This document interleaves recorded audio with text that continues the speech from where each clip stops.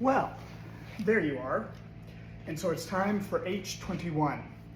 And to defend against orcs and goblins, we have Grandma's Tanto. And this is a very good weapon.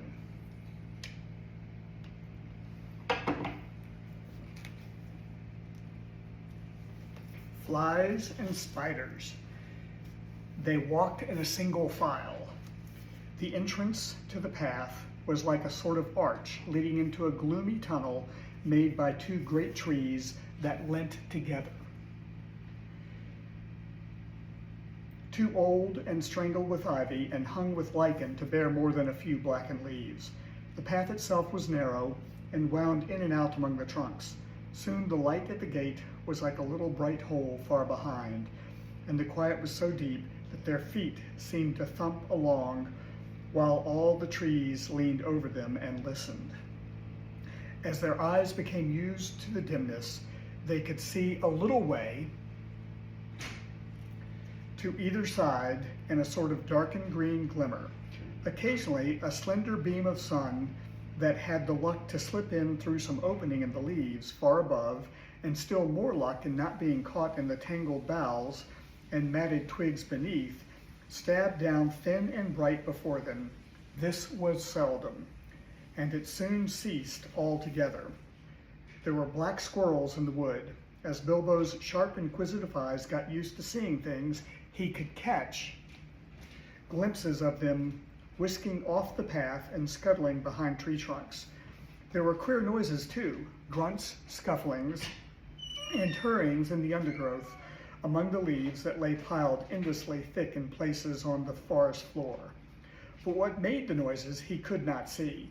The nastiest things they saw were the cobwebs, dark, dense cobwebs with threads extraordinarily thick, often stretched from tree to tree, or tangled in the lower branches on either side of them. There were none stretched across the path, but whether because some magic kept it clear or for what other reason they could not guess. It was not long before they grew to hate the forest as heartily as they had hated the tunnels of the garden goblins, and it seemed to offer even less hope of ever any ending. But they had to go on and on, long after they were sick for a sight of the sun and of the sky, and longed for the feel of the wind on their faces. There was no movement of air down under the forest roof, and it was everlastingly still and dark and stuffy. Even the dwarves felt it, who were used to tunneling and lives at times for long whiles lived for long whiles without the light of the sun. But the hobbit, who liked holes to make a house in, but not to spend summer days in, felt that he was being slowly suffocated. The nights were the worst. It became pitch dark.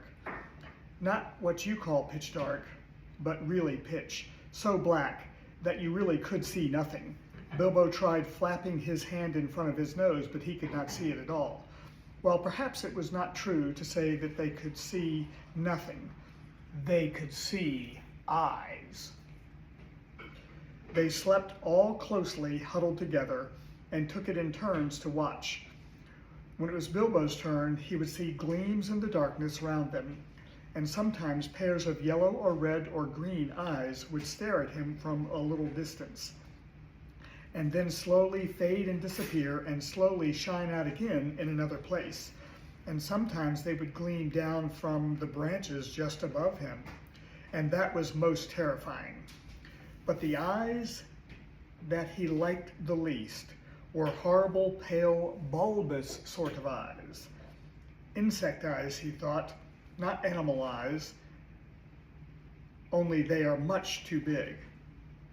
And though it was not yet very cold, they tried lighting watchfires at night, but soon gave that up. It seemed to bring hundreds and hundreds of eyes all around them, though the creatures, whatever they were careful never to let their bodies show in the little flicker of the flames.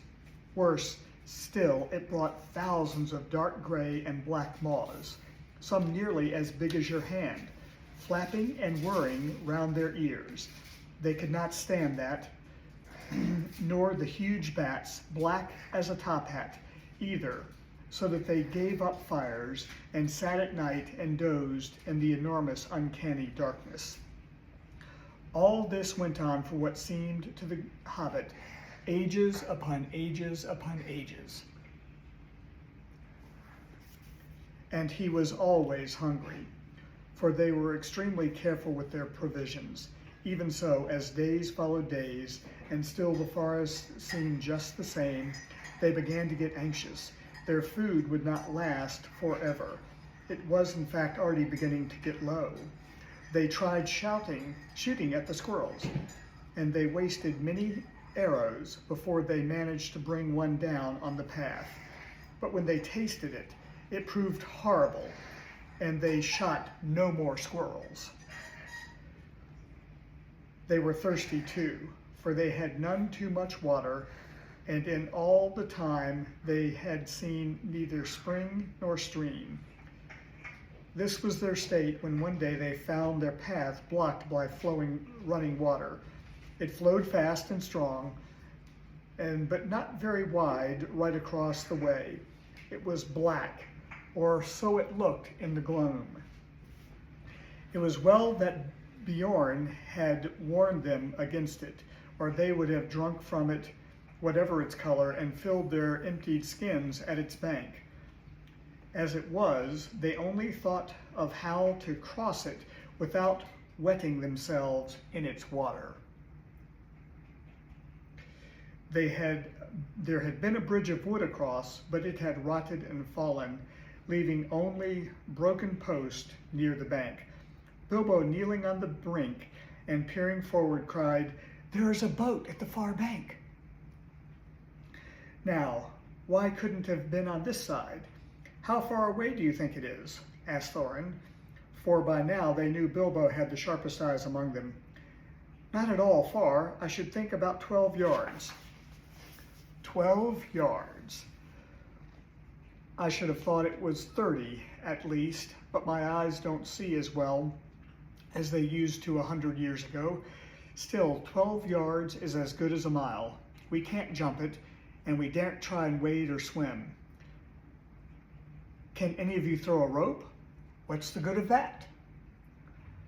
The boat is sure to be tied up, even if we hook it, which I doubt." "I don't believe it is tied," said Bilbo, "though of course I can't be sure in this light, but it looks to me as if it was just drawn up on the bank, which is low just where the path goes down into the water. Dori is the strongest, but Fili is the youngest and still has the best sight," said Thorin. "Come here, Fili, and see if you can see the boat Mr. Baggins is talking about." Fili thought he could. So when he had stared a long while to get an idea of the direction, and others brought him a rope. They had several with them, and on the end of the longest they fastened one of the large iron hooks they had used for catching their packs to the straps about their shoulders. Fili took this in his hand, balanced it for a moment, and then flung it across the stream. Splash! It fell in the water. "Not far enough," said Bilbo, who was peering forward. "A couple of feet, and you could have dropped it into the boat. Try again.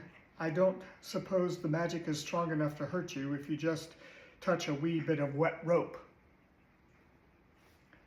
Fili picked up the hook when he had drawn it back, rather doubtfully all the same. This time he threw it with greater strength. "Steady," said Bilbo. "You have thrown it right into the wood on the other side now. Draw it back gently." Fili hauled the rope back slowly, and after a while Bilbo said, "Careful, it is lying on the boat. Let's hope the hook will catch."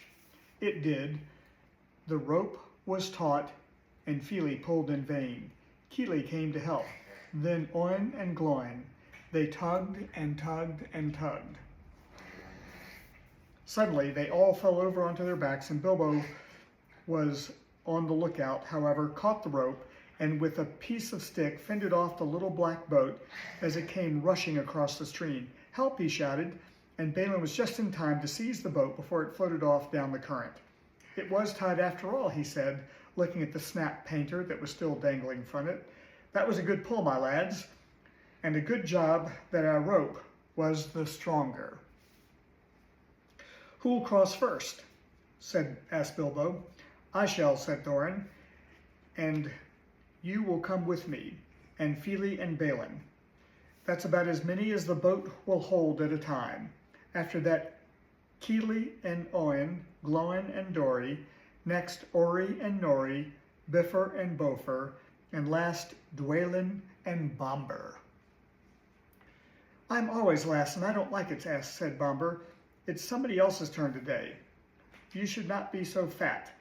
As you are, you must be the last and the lightest boatload. Don't start grumbling against orders, or something bad will happen to you." "There aren't any oars. How are you going to push the boat back across to the far side?" asked the hobbit. "Give me another length of rope and a hook," said Fili, and when they got ready, he cast it into the darkest ahead and as high as he could throw it. Since it did not fall down again, they saw that it must have caught in on branches. "Get in now," said Fili, "and one of you hold the rope that is stuck in a tree on the other side, and the others must keep hold of the hook we used at first, and when we are safe on the other side, he can hook it on and you can draw the boat back." In this way, they were all soon over on the far bank, safe across the enchanted stream. Dwalin had just scrambled out with the coiled rope on his arm, and Bombur, still grumbling, was getting ready to follow, when something bad did happen. There was a flying sound of hooves on the path ahead. Out of the gloom came suddenly the shape of a flying deer. It charged into the dwarves and bowled them over and gathered itself for a leap. High it sprang and cleared the water with a mighty jump. But it did not reach the other side in safety. Thorin was the only one who had kept his feet and his wits.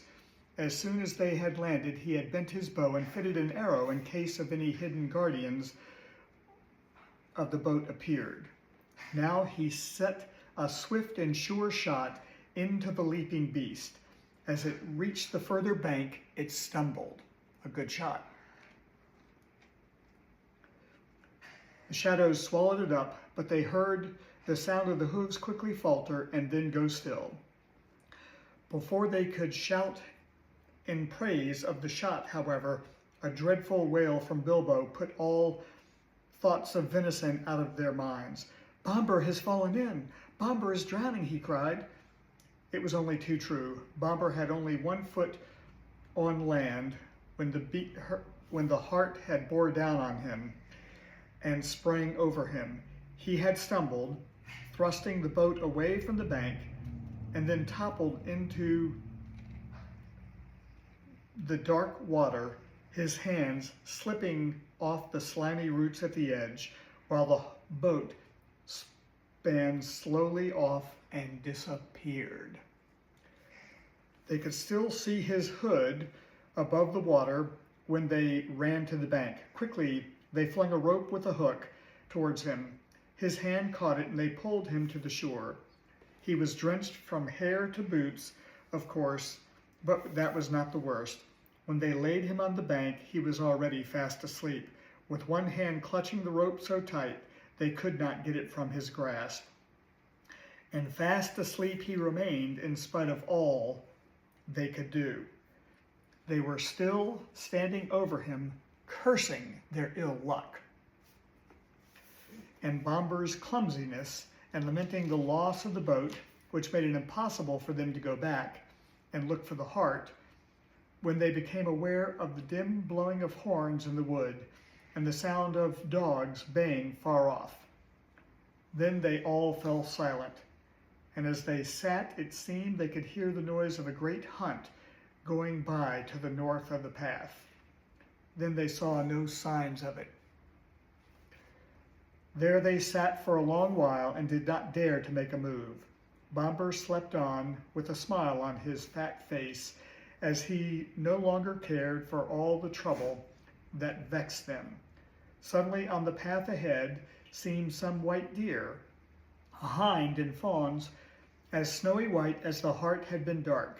They glimmered in the shadows. Before Thorin could cry out, 3 of the dwarves had leaped to their feet, loosed off arrows from their bows. None seemed to find the mark.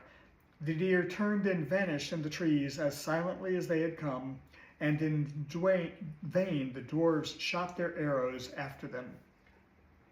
And there we are, H21.